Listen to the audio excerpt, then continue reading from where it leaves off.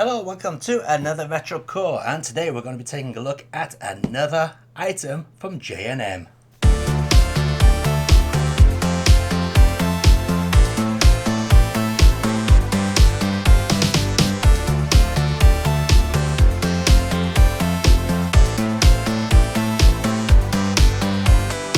So yes, here we are taking a look at another item from J&M.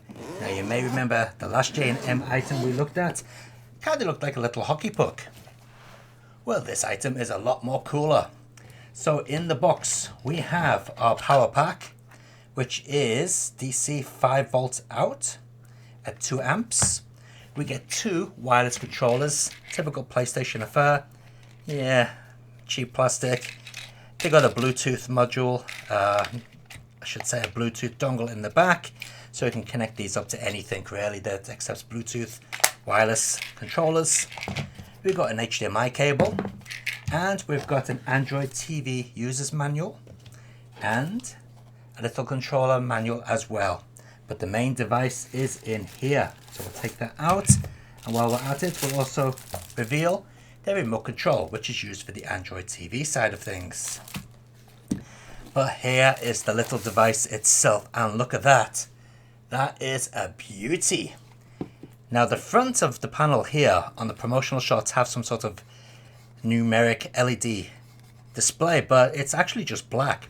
What actually happens is the light here lights up blue, and it kind of pulsates across as the machine is switched on. It looks pretty smart. On the side of the box we've got 2 USB inputs. We've got a USB 3, high speed one there, a standard USB 2. We've got the micro SD card slot there, up to 1 terabyte SD cards can be used. We've got an optical audio out, we've got our DC in, audio out, We've got our LAN connector, HDMI and the DC in there. Built into the device we've got Wi-Fi and Bluetooth, so you can use other Bluetooth controllers, and myself will be using this Brook controller with the device, so I'll be using that. So let's stop yapping on about the box, connect up to the TV and see what it's like for playing games.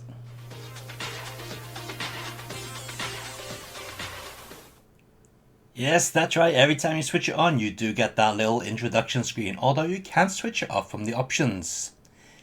And this version of EMU ELEC is upgraded to version 4.6. Now it did originally come with version 4.5, and as you can see on the screen now there is some potato filmed footage of it updating. Yeah, sorry about that, it's all out of focus. It was filmed with a potato. So anyway, let's get back to the main camera, and as you can see here, this is where I updated the system. So first you have to make sure that you have set up the network settings. As you can see I have. And we basically just go to uploads here. Now when you check for stable version, there was no updated stable version available, but there was a beta version, which is version 4.6.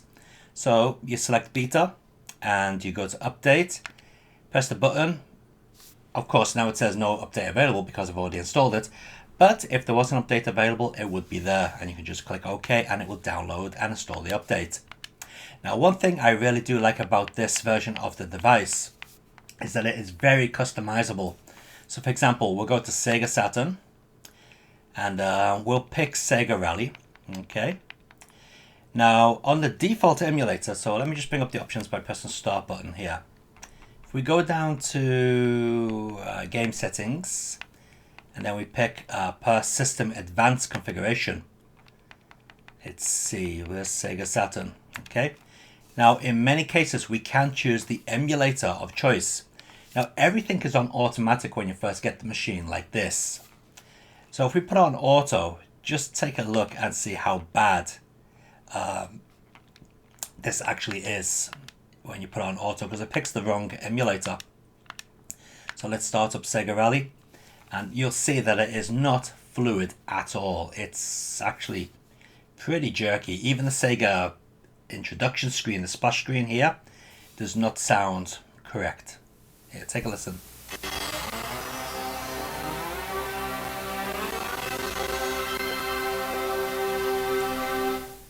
So at least we've got the Japanese BIOS, which is a good thing. But yeah, look how janky this is now. when it decides to start, that is. There we go.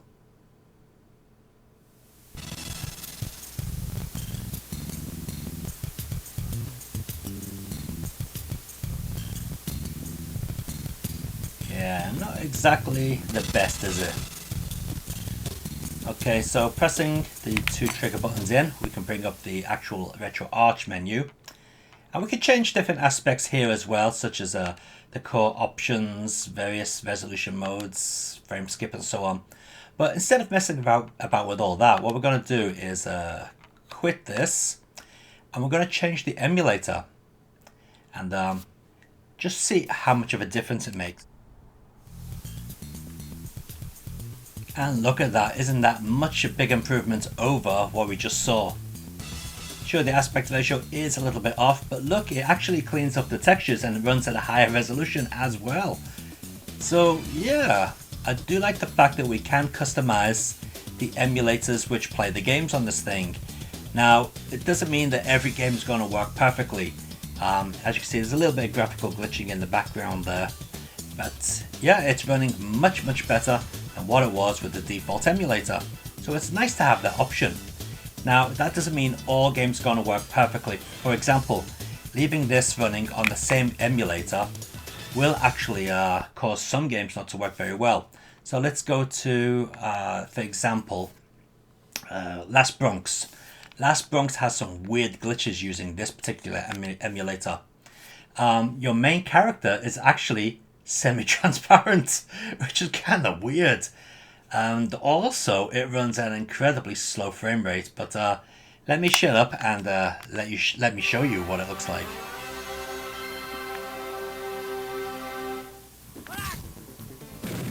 Here you can see it's not running very well, is it? But the weird thing is the semi-transparent character for Play 1 is now perfectly normal. Yesterday when I tried this, he was semi-transparent. Weird. So inconsistent emulation there.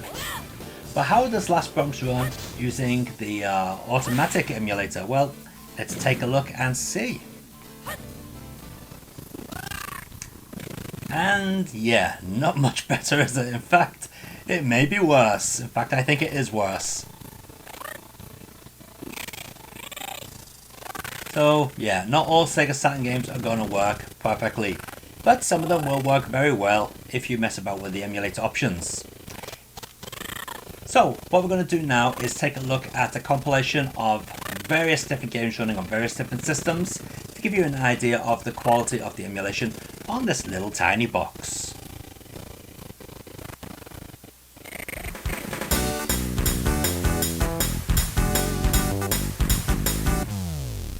Virtual Racing.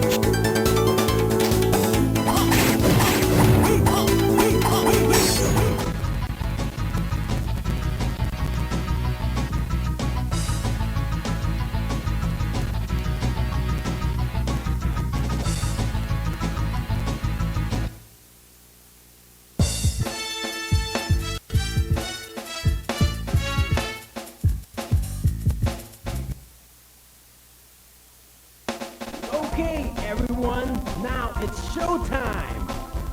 Ready? Go! Yeah!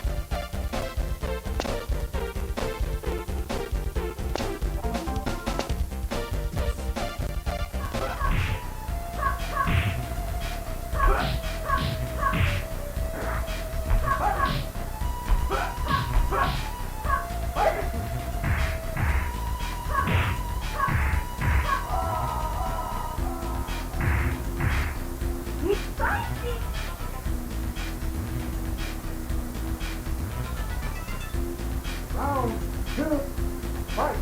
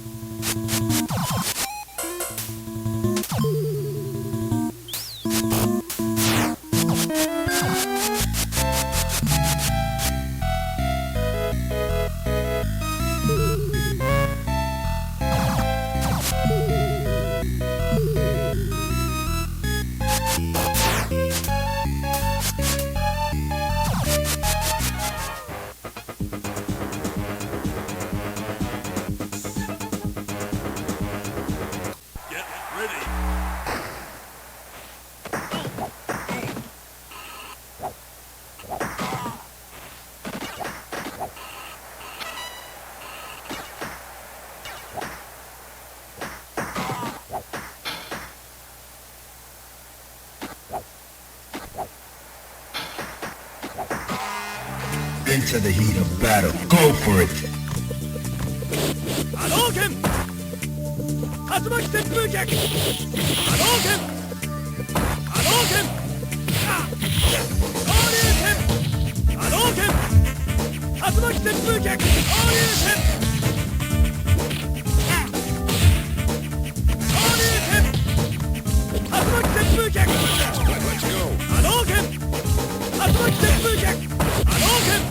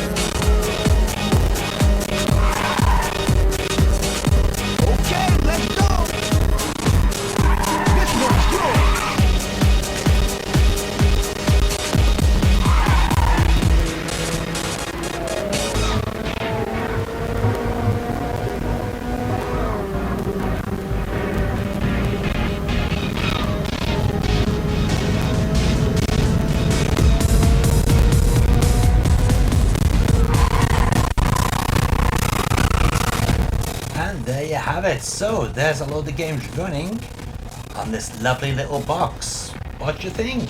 Some emulation's not bad, right? Surprised the arcade stuff works pretty well. Sega Saturn does work, depending on the game. PSP on the other hand, well, it depends on the game. So as you can see here, we've got Ridge Racer running, and it isn't exactly silky smooth. And even if you change the emulator, it doesn't really make much difference. But take a look at this. If we go and change the game to another game, that game will work perfectly fine. It really depends upon the resources of the game. So let's see. We'll take a look here, and we'll go for Metal Slug XX or XX, however you want to call it, and we'll see how well this runs. If we can get into the game, here we go. We'll pick English. Metal Slug. Main mission. Let's get into that. Single game, yes please. Normal, and we'll just pick Marco. Mission 1. Start. And yeah, as you can see, it's running very well. The sound is good. Don't have any skipping of frames. It's what you'd expect. So it really does depend upon the game on how well it runs on certain emulators. So basically anything that's more than 16 bits, it really depends upon the game. But still, we are getting quite a lot of good games running on here, such as the Atomic Wave runs pretty well. Dreamcast does as well. Atomic Wave basically is Dreamcast. Naomi games, well, they are Dreamcast as well. So a lot of things do work quite well on this.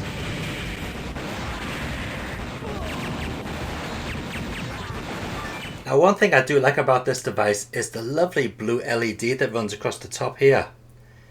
As you can see, it actually pulsates.